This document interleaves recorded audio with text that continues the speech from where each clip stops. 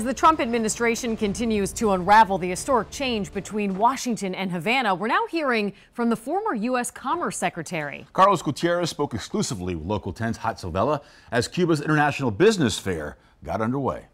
Carlos Gutierrez, former U.S. Commerce Secretary under George W. Bush, is in town for Havana's business fair. He talks to Local 10 about several issues. First up, tomorrow's United Nations vote on the US-Cuba embargo, where the American government just announced it will vote against it. A sign relations between both countries remain fragile.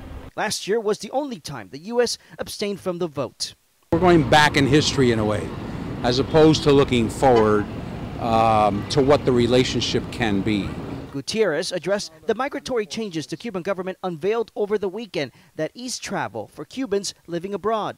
This is also about a lot of entrepreneurs who are getting their business moving, who are getting their businesses growing. The recently released State Department travel warnings he feels are having an effect and scaring people away from Cuba.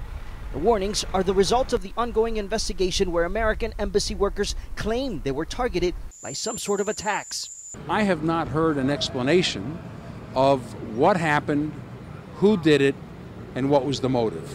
On the business fair happening here in Havana this week, it's been reported American attendance was low this year. We should have more U.S. companies, but of course companies are waiting for the new regulations. They're a little bit reluctant to move forward until they know. So that's holding things up, unfortunately. Gutierrez, who is the chair of the U.S. Business Council, says interest of American companies in Cuba are still high.